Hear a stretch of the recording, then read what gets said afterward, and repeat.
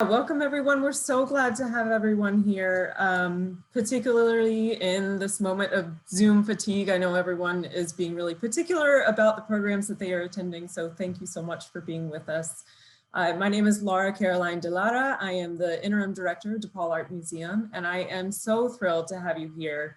And I'm really thankful to have both Brendan and Paige with us this evening as well. For those of you who are just getting to know DPAM, we are a world-class museum located in the heart of the Lincoln Park neighborhood in Chicago on DePaul University's campus.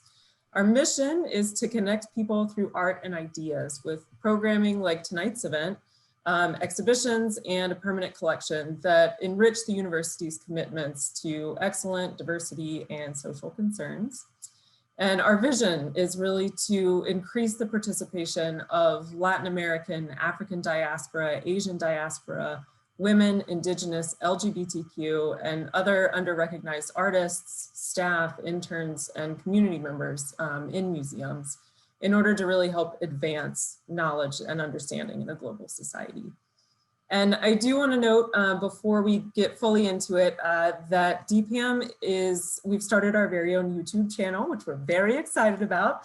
And it's essentially where we will begin to host previous events for anyone who may have missed them. So with that being the case, if any of you prefer not to be filmed during tonight's event, please just scroll to the bottom left of your Zoom screen to stop your video. And with that, I want to introduce you all to our illustrious artists of the evening. Brendan Fernandes was born in Nairobi, Kenya, and is an internationally recognized Canadian artist working at the intersection of dance and visual arts. Currently based out of Chicago, Brendan's projects address issues of race, queer culture, migration, protest, and other forms of collective movement. Always looking to create new spaces and new forms of agency, Brendan's projects take on hybrid forms, part ballet, part queer dance hall, part political protest, always rooted in collaboration and fostering solidarity. And Brendan is a graduate of the Whitney Independent Study Program from 2007, a recipient of a Robert Rauschenberg Fellowship in 2014. In 2010, he was shortlisted for the Sobey Art Award and is the recipient of a prestigious 2017 Canada Council New Chapters grant. Brendan is also the recipient of the Artadia Award in 2019, a Smithsonian Artist Research Fellowship in 2020, and a Louis Comfort Tiffany Foundation grant in 2019. His projects have shown at the 2019 Whitney Biennial in New York, the Solomon R. Guggenheim Museum in New York, the Museum of Modern Art in New York, the Getty Museum in LA, the National Gallery of Canada in Ottawa, and MAC Montreal, among many others. His solo exhibition at DePaul Art Museum in the fall of 2018, curated by former Director and Chief Curator Julie Rodriguez-Woodholm, considered authorship, authenticity, post-colonial histories, performance, and identity in relation to how museums collect and display African objects. He's currently artist in residence and faculty at Northwestern University and represented by Monique Meloche Gallery in Chicago. Recent and upcoming projects include performances and solo presentations at the Noguchi Museum in New York, Monique Meloche Gallery in Chicago, the Art Gallery of Ontario, and the Museo dell'Arte Sao Paulo in Sao Paulo. Brendan, welcome back. It's really good to see you. Thank you. And I am so pleased as well to welcome Paige Fraser, who is originally from the Bronx, New York. She graduated from the Ailey Fordham Bachelor of Fine Arts program. Paige danced professionally with Ailey 2, Visceral Dance Chicago, and Deeply Rooted Dance Theater. In 2016, she was featured in an Intel commercial, Experience Amazing. She's a Princess Grace Award recipient in 2016 and Dance Magazine's 25 to Watch in 2017. She has been featured in the Lyric Opera's rendition of the West Side Story here in Chicago and is currently part of Broadway's The Lion King National Tour. Paige founded the Paige Fraser Foundation in 2017, which aims to create a safe space for dancers with or without disabilities. And in December, the foundation will hold its Dance is Healing workshop for dancers ages 10 to 18 with or without disabilities who can sign up for free. Paige and Brendan, welcome. Thank you so much for being with us. Thank you. Yeah, and I also want to thank the History of Art and Architecture departments, as well as the African and Black Diaspora Studies departments at DePaul University for helping to sponsor the program tonight. Thank you all so much. And for those of you in our audiences, we are really looking forward to your questions at the end of the night. So if you'll save them for later, then we can go through the chat that way. And in the meantime, welcome, and I'll turn things over to Brendan and Paige.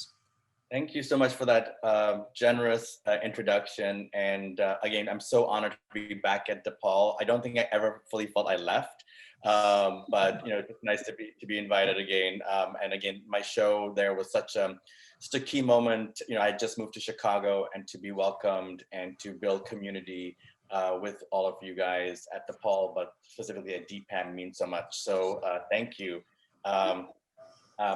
And Paige, thank you again for collaborating and being a part of, the adventure, the journey. And, in this moment right now, we've been talking a lot about how do we move, as dancers, as dance makers, our practice has been somewhat stunted. And so we're taking on this opportunity, to keep moving, even the kind of political words of keep moving forward. How do we find spaces to allow our bodies to move, but to also mentally and physically be something that allows us to carry on. And so I'm grateful for you. And if you want to say something about yourself, and then we can continue starting to the process. Yeah, I'm so honored to be here, just hearing all the wonderful things you've accomplished, Brendan. It's amazing. And also for me, it's like at a time where I'm not able to do what I love to do on stage, which ironically, today's the 23rd anniversary of the Lion King, and I didn't even know that. And I'm wearing the sweatshirt. So everything always comes together as it should. But being able to shift my perspective and just get creative in small spaces like my living room. I always say, like, we have to stop making excuses, and it's really important for everyone to breathe and move their bodies during this time. I find myself oftentimes because I'm getting my master's and I'm doing online school, and it's like, no, I need to, after an hour, get up and stretch and walk. And that is a form of movement. So I hope that from today's workshop, you guys are encouraged to just kind of check in with yourself as we continue through the winter. Are you breathing? Are you moving? Are you stretching? Are you taking a moment for yourself? And it's really beautiful to see so many people here tonight, which shows me that you guys are taking a moment for yourself. So yeah, I'm super excited to be here. Awesome. I really appreciate those words. And I think self-care is a really important thing that we need to do always, but right now it's even more important. And, we're coming from, as dancers, but we're thinking, as Paige mentioned, just walking, breathing, stretching, just simple gestures to let your body move really can alleviate the anxieties, the stresses that we're having, the traumas that we're carrying these days. And so this is kind of the process of like movement as healing. And it's kind of how we're approaching this workshop. And a lot of my work deals with notions of gathering, bodies coming together, dancers being together. So that space of solidarity. So we can't gather in the same way as we used to, but we can gather here. We have, a group of us all together. And so through this process, we're also going to think about this idea of where are we together, and we'll breathe together. We'll, exchange. And breathing right now is such a political space, in this moment of political uprising during a pandemic, even with the election, there was this idea of like anxiety through the idea of breath. So we're going to release. I'm going to let go. Before we start into it, Paige and I, we've collaborated a number of times. But it came about during this pandemic. Paige and I were just on social media, and Paige was like, if there's something that comes up, let me know, like I'm here. And I was like, I'm here, so let's do something. And so I was approached by the New York Choral Society to make a small film for their holiday season, because they can't sing together, the choir anymore. So they decided to record their sound and then gave me the sound. And then we decided to make something. And I was like, this made so much sense. I'm like, I want to work with Paige. So Paige and my friend Dominic created a small film. I'm just going to show a little clip of it because it's pretty exciting to share. and then we'll go into the breathing exercise.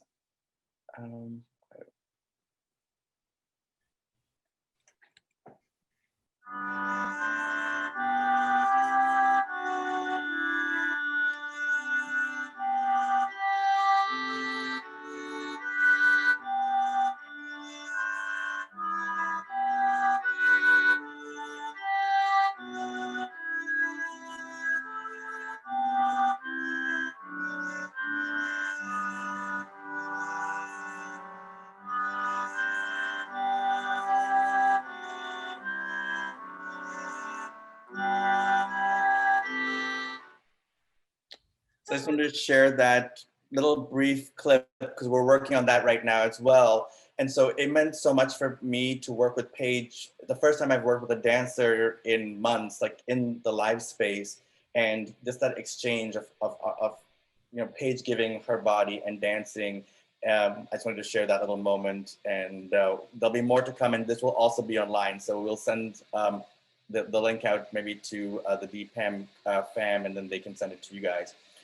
But without further ado, we wanted to talk a little bit about breathing and breathing together and stretching. And you know, our bodies are here right now. So maybe if you want to close your eyes, you can close your eyes. But just to kind of just give yourself a self-check. You know, where is your body in this moment? Where are you potentially holding tension? Where might there be some sense of like pain? And just kind of like note those things. You know, we move in our everyday and we don't pay attention to where our body's at. And I really want you just to kind of feel those spaces and notate for yourself where they are. And you can touch that space if you want, kind of caress it.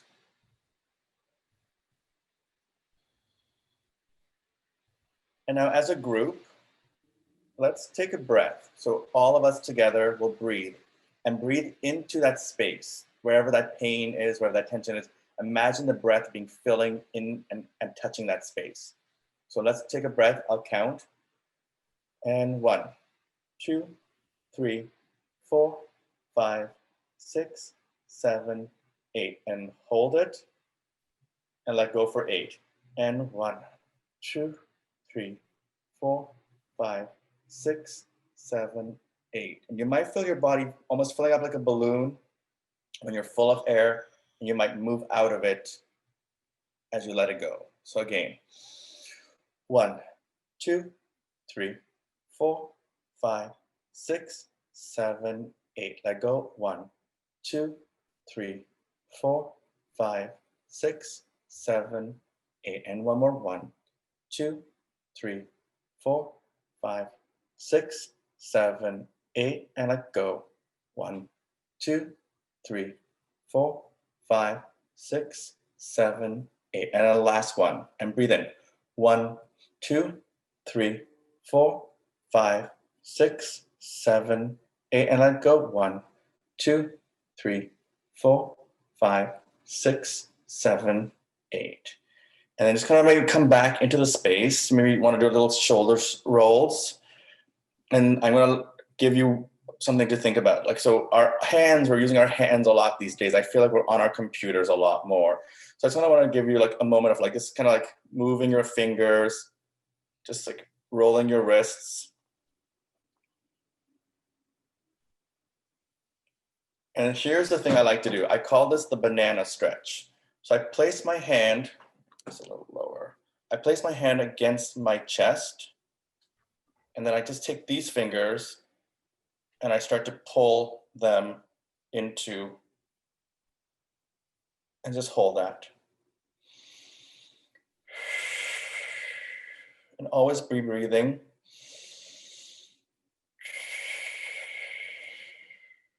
Let's do 2 more breaths and hold this.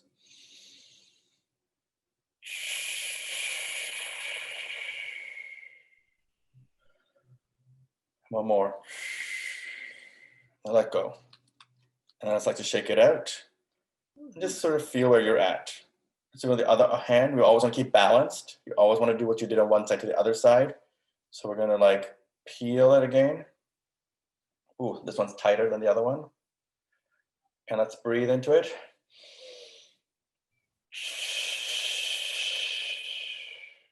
So breathe in through your nose and out through your mouth.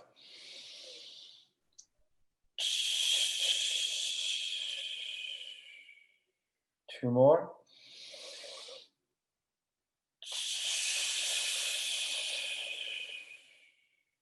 Last one.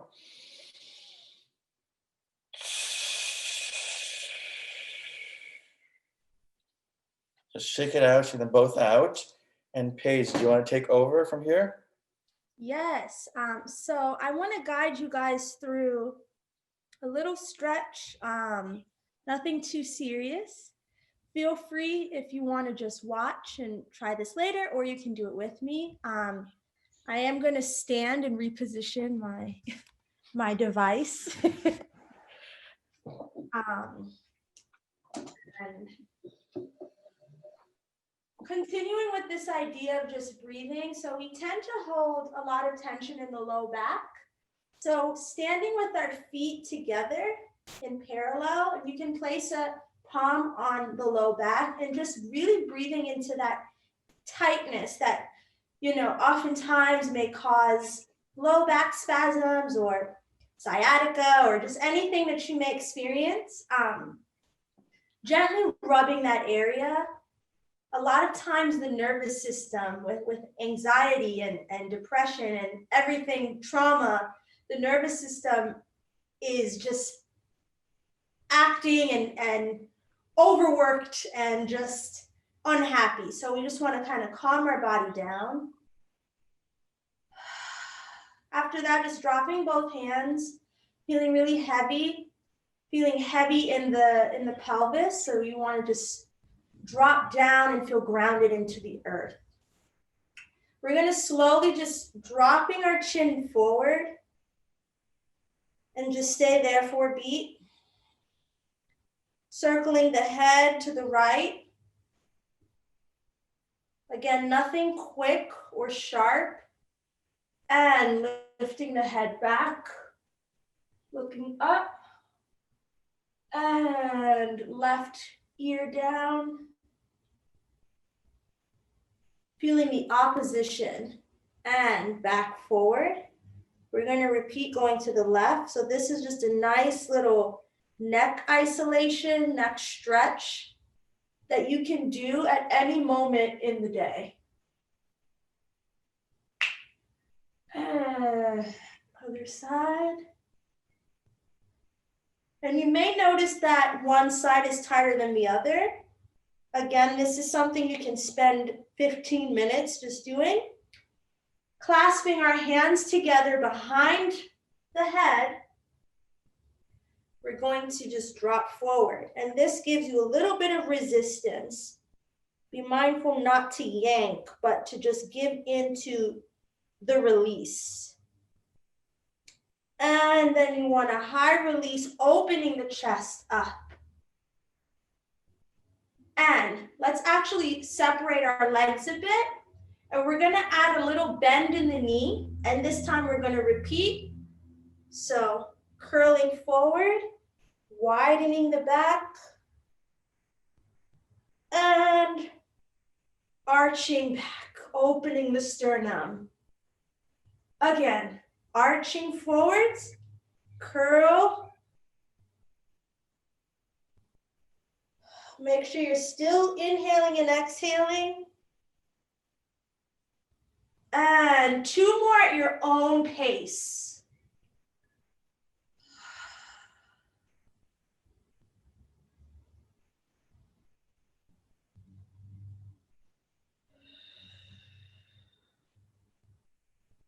Last one.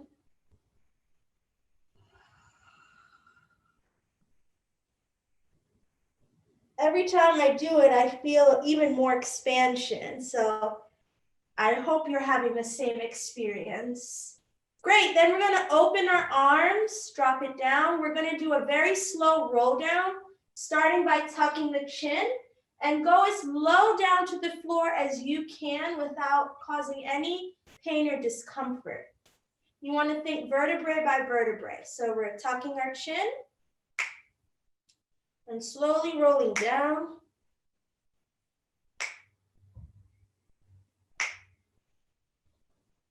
And wherever you feel the most stretch in the hamstrings, you can stop. And just softening the knee. And stretching the legs. Again, softening the knee. Stretching the legs. Rolling up extremely slow, no rush.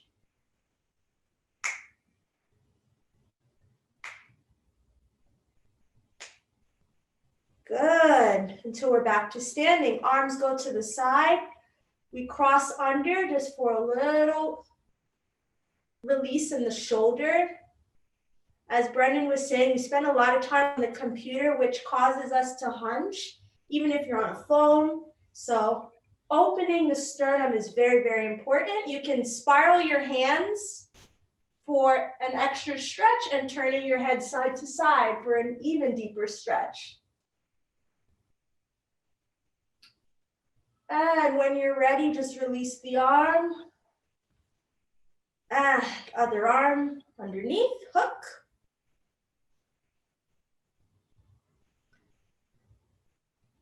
And spiraling the wrist and shifting the head from side to side. And release. Another exercise we can experiment with, moving our hands to the waist. Again, you can soften your knees. You don't have to lock your legs. And we're just going to do little pelvic tucks, so forward and back, and then side to side. And that's just for mobility in the low back. So we go forward, side, back, side. They call this isolations in jazz, but it's also really good if you experience any low back tension. Front, side, back, side, and front, side, back, side. Let's go to the other side 4 times. Front, side, back, side. Just trying to isolate the pelvis, which is really hard for me because as a dancer, I always want to move my whole body. So just isolating the pelvis and front, side, back, side. Good, just taking 4 shoulder circles back. 2, 3, 4, check in with your breath and forward. 2, 3, 4, and just shake.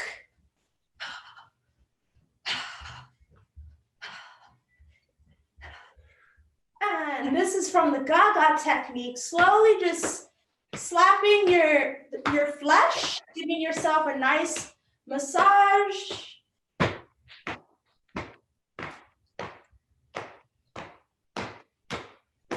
It's like you're beating the meat off the bone.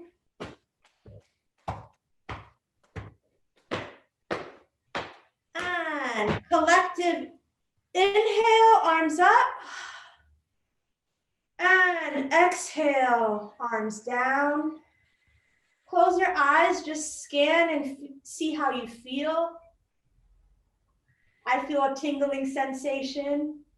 I don't know if anyone else does. And rooting down through the heels, making sure you're standing as centered as possible. And when you're ready, open your eyes.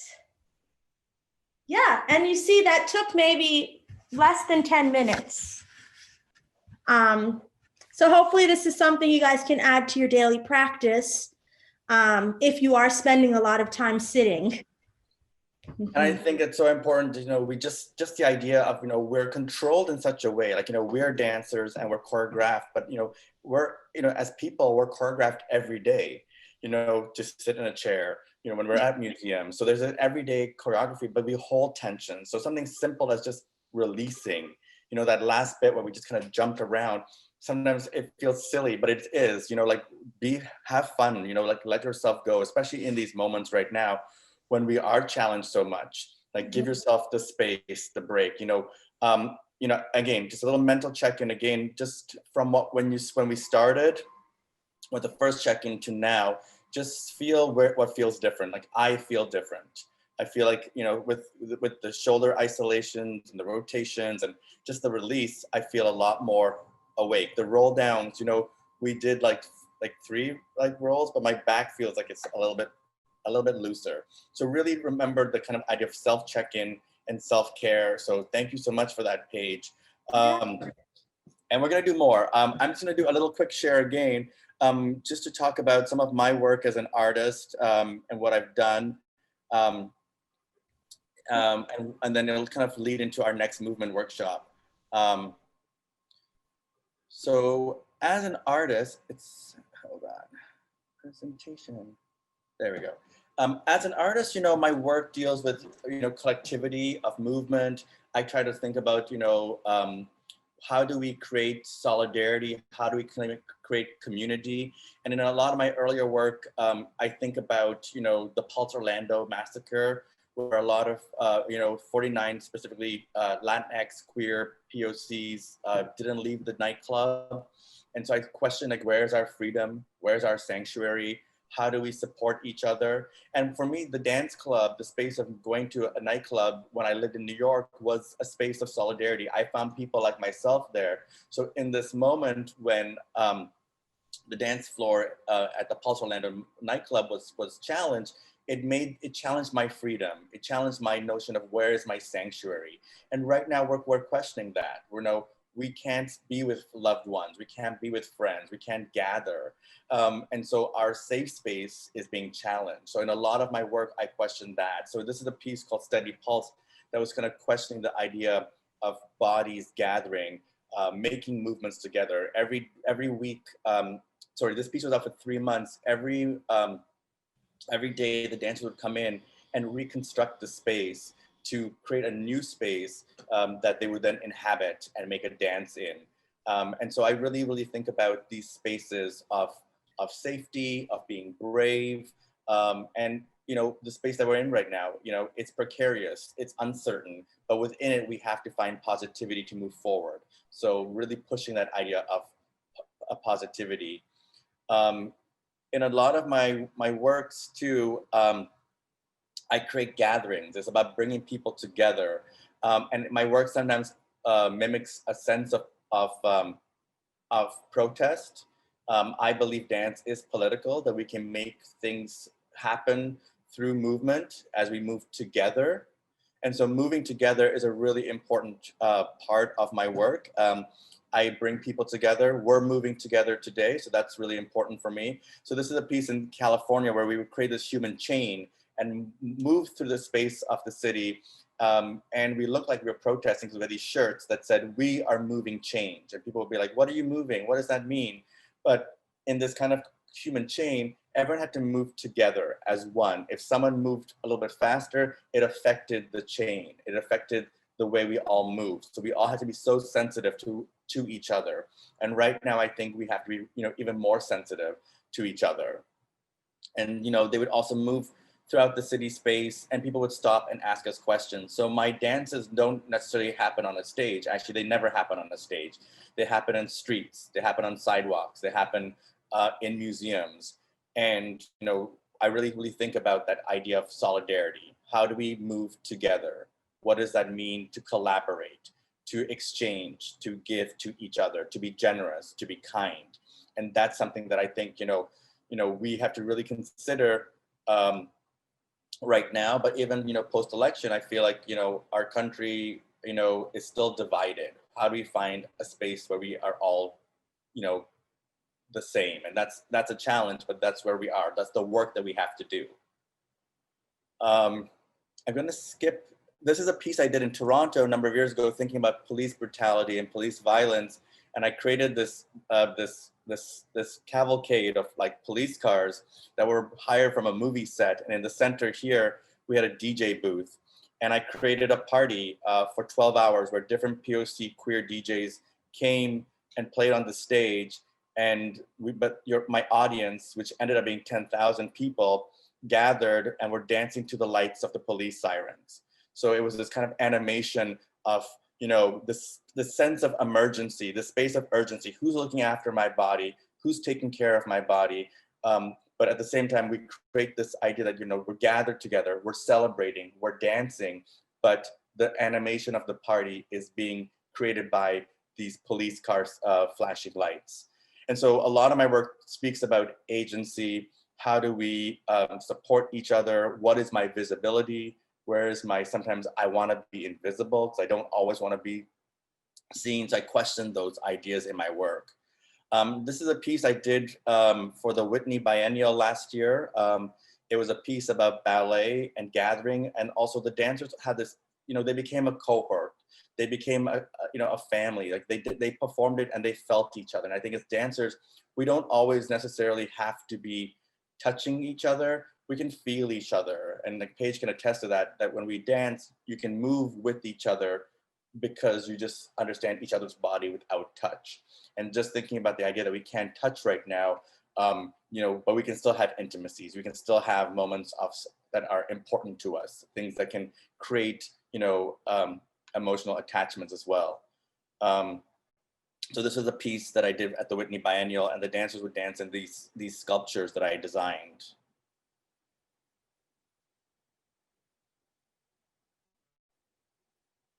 And this is the last piece I'll show. It's a new film, and for all of you guys that are in Chicago, it's playing right now at the MCA in an exhibition called The Long Dream. And it's a piece about bodies that fall. It's about the choreography of falling, but within it, every, you know, the body falls, but then it gets up again. So there's a political moment that, you know, we must move on. We can fall, but we can stand up. So standing up is that political action of power. And within the piece too, the dancers will move, they'll fall, they'll help each other up. It becomes a very generous space, you know. And again, I think it's important to know that, you know, when we do fall, we can get up again.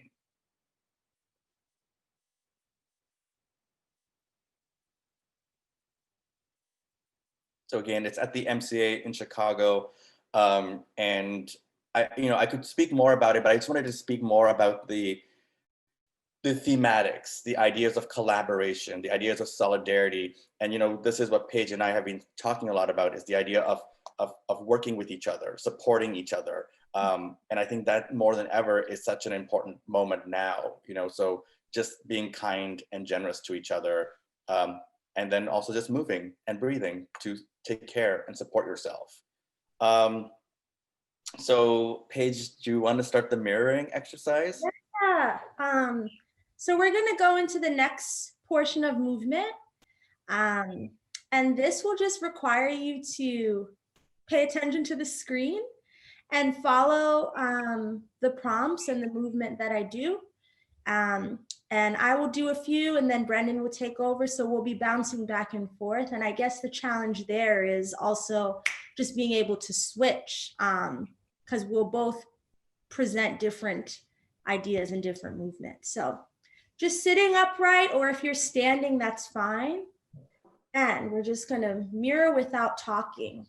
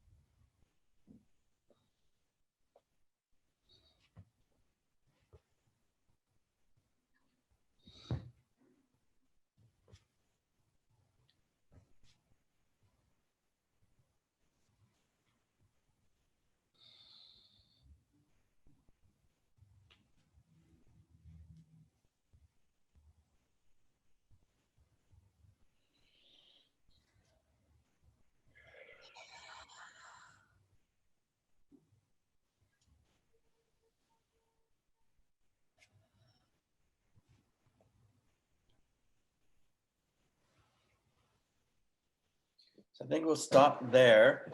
But I just wanted to see that it was so beautiful. You know, we're all in different places, but we were moving together. And even if we were like a little step behind or did it a little bit different, we were following each other. And I think that idea of like moving together, unison, is such an important part. When I watch dance or when I was dancing, my favorite part was to watch people move together, because I think there's such a collaboration, there's such a engagement. So I really appreciate that, you know, we're all in our different spaces, but we just all move together. And I already feel a little bit even more open. I feel a little bit more relaxed, more released. So that's really exciting. So I think what we're gonna do is, Paige, if you wanna do our last collective moment where we breathe in, and then we'll do a check-in, and then we'll do the Q&A. So I think right now we're going to be generous and breathe together, and Paige will lead us into like breaths. Finding another comfortable position, maybe switching from what you have been doing. Rounding and sitting on the sits bones, so sitting as straight as possible. We're going to inhale.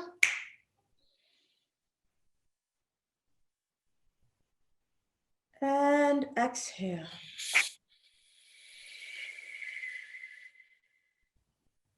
You can place your palm on your belly. Inhale.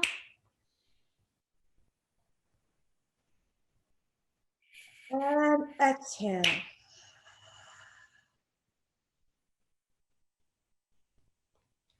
Again, inhale.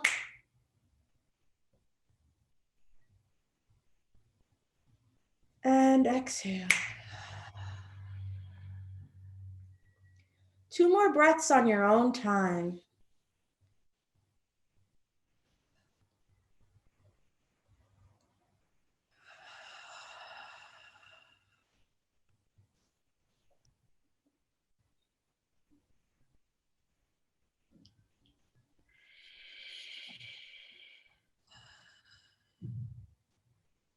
And slowly open your eyes if they were closed. Check in and see how you feel. Man, I feel great right now. I feel really good too. I also think it's because we're all feeling each other's energies, and I really appreciate that. But I really feel pretty awesome. I was working hard all day, so I was feeling really a lot of tense moments. So I think just go into the space, close your eyes, and just check in from when we started at 6 o'clock to where you are now. Just those minor things that we just did that might have shifted and adjusted your bodies, just so you have your own mental check-in right now. Just a few seconds.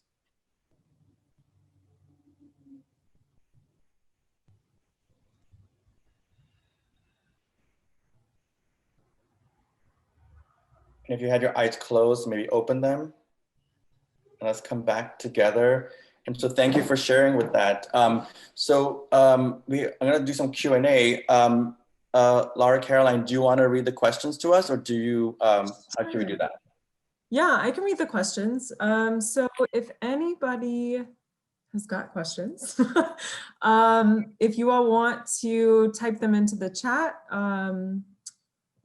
or trying to see if sometimes there's a hand raising option, and I don't know actually how to use that, but let's see.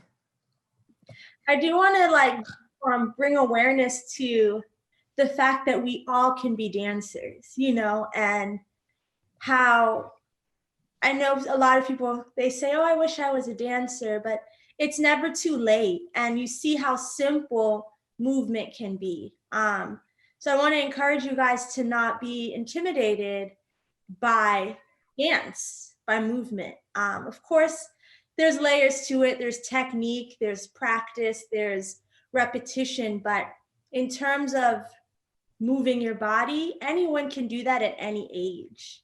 And I think that was what was so beautiful about tonight, is it's reaffirming, and it just shows you that there's no boundary. You are able to move your body in many different ways. So I think that's amazing. And I think that, also to know that you can dance at home by yourself, you can do a back roll, or you can put on some music and just let go. And I think those moments are really important right now. I think what has kept me going, what's kept Paige going, is that we still found ways to dance. You know, we're missing to being in a studio with each other and creating or presenting on a stage or in a museum or on the street, you know, but you can still have it. And I think that's what's given me, you know, momentum to continue during this pandemic, during this moment of social uprising, you know, just to dance, to move, even if it's just jumping, even if it's just being silly. I think we're allowed to do that, you know, always, but even more so now, you know, just do it, you know, and, you know, yeah, dance in the mirror, put on a song, like, you know, just let go. I think it's really important.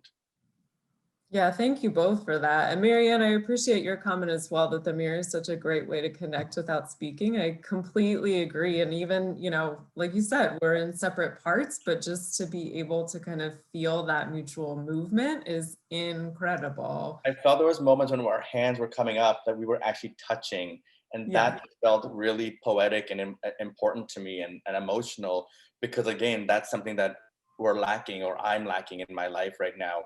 And so and as dancers, you know, we're always touching, you know, when this pandemic started, I was like, how will I make art again? Because my art's about physicality, it's about bodies being together, bodies being intimate, bodies supporting each other. So yeah. And so Sarah Taylor has got a question. She asks, do you find if you are stressed and haven't released energy that it negatively affects your dance and your movement? That's a big yes from Paige. Oh, absolutely. I mean, even just before the pandemic, when I was performing and doing 8 shows a week, you know, it's like my show went so well if I planned out accordingly, if I was at the theater. I think I was talking to Brendan about this, like 2 hours before the show, to really just warm up and center my thoughts, because I am an empath and everything affects me. So it's very important for me to find the moments of quiet and still and just going internal, so that I can then perform at my best and perform for 2.5 hours, right? Because that in itself is draining. So you have to find moments as a performer to just spend time with yourself, whether that's taking a yoga class, or getting a massage, or showing up to the theater 2 hours before the show. There's many different layers to it, but I definitely think moving the body sheds any kind of negative energy or tension that you're feeling. And as we saw, it can be very simple, you're sitting on your couch. So yeah. And something that I do is, like, I have my lacrosse balls, and I'll just kind of use it to like roll against my shoulders, or I put it against the wall and I'll just kind of like move around it, and it just releases. I think, you know, if you really, you know, or if you can go for a massage or take a hot shower, and these things sound simple, but like that's how we, like, you know, claim our bodies after we've done the labor, because you have to remember it's work. Dancers are athletes. And you know, when Paige says she's doing you know, 8 shows a week, that's a lot on your body, so you have to then take care of it. So I think self-care is always implemented in a dancer's life, but sometimes, you know, we kind of forget to do those things. So just really remember the self-care, you know, drinking water, you know, simple things. It just sounds elementary, but sometimes I forget to do that stuff, you know. It's hard, you know. But yeah. Thank you, Sarah, for your question. I've actually got a question too.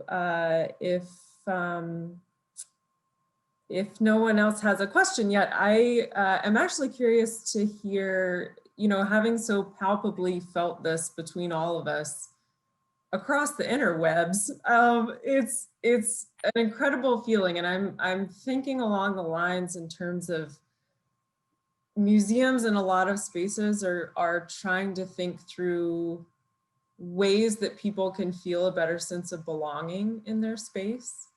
And I'm wondering, Brendan, maybe you can speak to this, as to when you have changed your locations for your dances and your movements, whether it's in the street or it's in the museum, how does that palpability change for you, if it does? I think it always is a process where I start anew, right? Like I know that my dancers know how to dance and how to move, and then we together start to explore that space. So I always have to have time in the space before we can actually do it. So like in Santa Monica, the streets, like, you know, I went back and forth to Los Angeles to go to that space to work with the dancers. You know, so that's why I think it's something about, like, you know, you have to really, because they'll be thrown different challenges. Like I know Paige, for example, was saying when on the tour, and you can speak about this Paige too, is that, because, you know, your experience, that the stage changes and you have to figure out everything again, you know, and Paige might not even get that much time to rehearse, but. Yeah, to chime in on that, the tour is like one of the hardest things I've ever done, because you're in a city 3 to 4 weeks at a time. So just like when you start to get acclimated and used to your environment, you're moving to the next city. And we have a travel day and a day off. And then that Wednesday, we are in the theater all day for notes, for a dress rehearsal, because in every city we have new dressers and they don't know the show. Even though they have notes, they don't know the speed of how quick changes need to happen. So there's a lot of patience that's required as the artist. There's many dress rehearsals where I've missed an entrance because my dresser just didn't have my costume. And the thing about Broadway tours, they stress the importance of safety first. So they'd rather you not go on stage if you are not fully dressed in your costume. So yeah, it's definitely, it's a lot of patience and grace and adequate rest. And to tie into what we're doing now, a lot of self-care on tour. I barely do anything because the job is my life. And of course you find the moments to have freedom and be a little bit social, but it is a rigorous schedule and every theater is different. The size is different. The crossovers are different.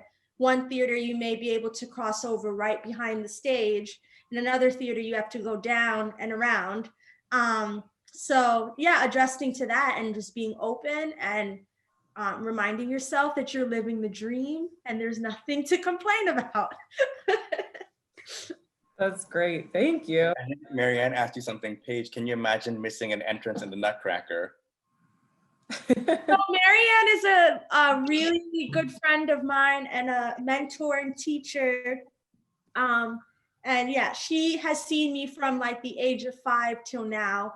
Oh, amazing. It's a little inside joke, but me and Brendan talk about Nutcracker nightmares all the time.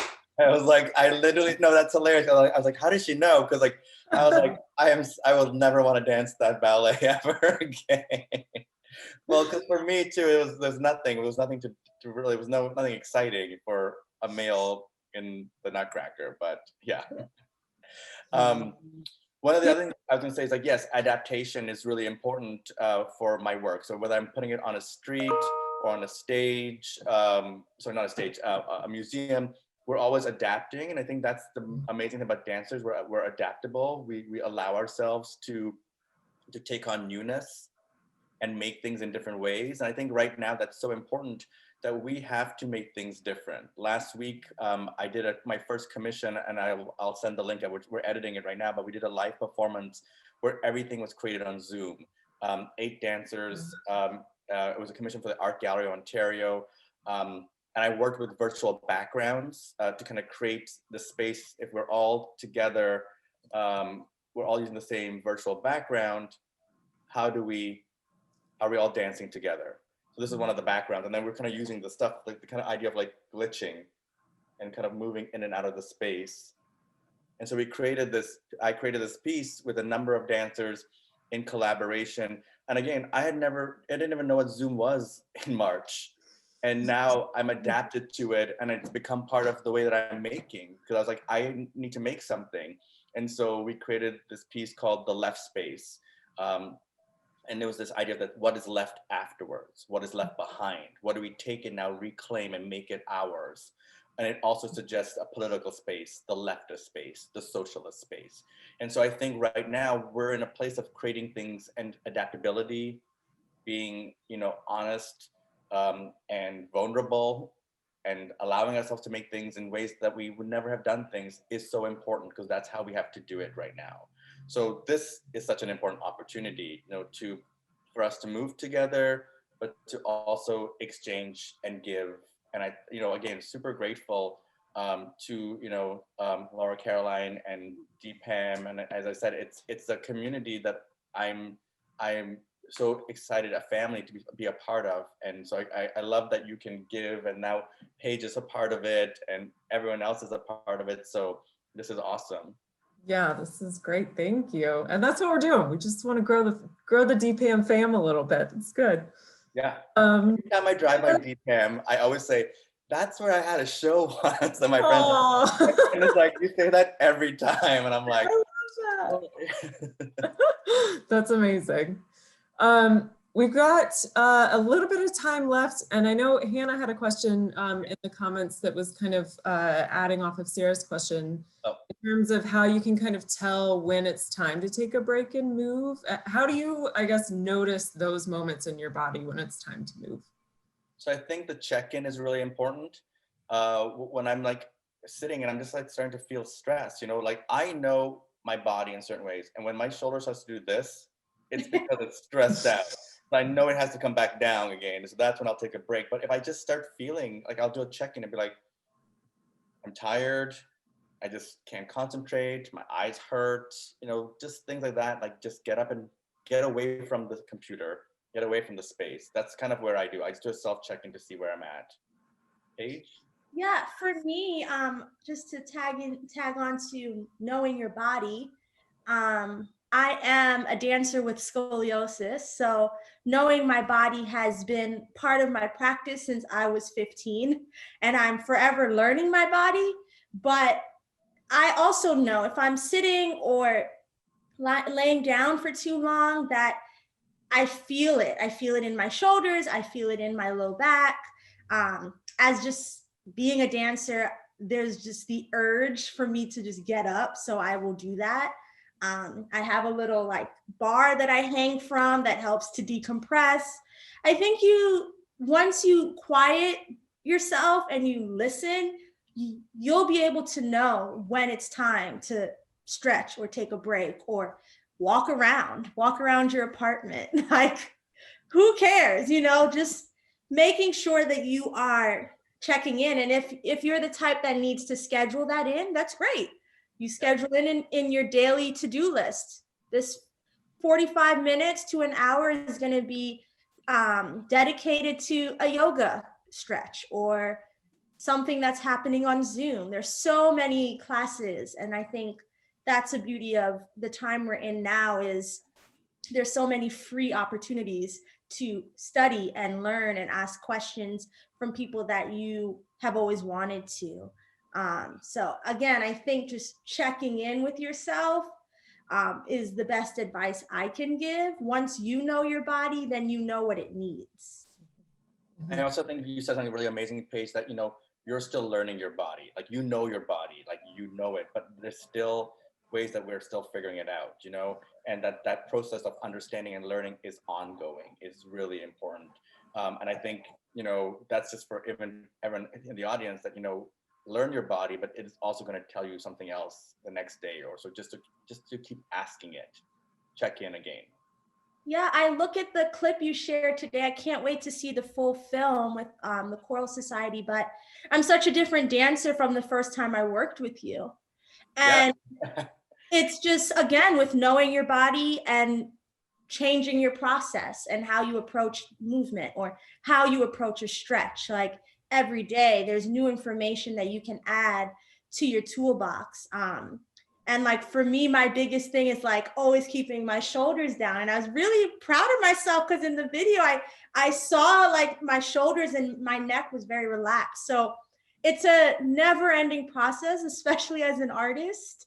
I'm just gonna say this, like, that was 6 a.m. in the morning on a cold day out at the lake. So, Paige just was such a important, it was so important. So yeah, that was awesome. Well, you gave it your all. And one thing about Paige is, you continue to work, you continue to develop, you dance, but you also give character, you give feeling, you emote. So that's so amazing. Thank you. Awesome. Thank you both so much. And yeah, I hope that you'll be able to share the film with us. And once you, Yes, I hope to share it out for sure. Definitely. I can't thank you both enough, Paige and Brendan. This has been amazing. I know I feel much more relaxed and really connected in a way that I definitely did not before this. So thank you both so much.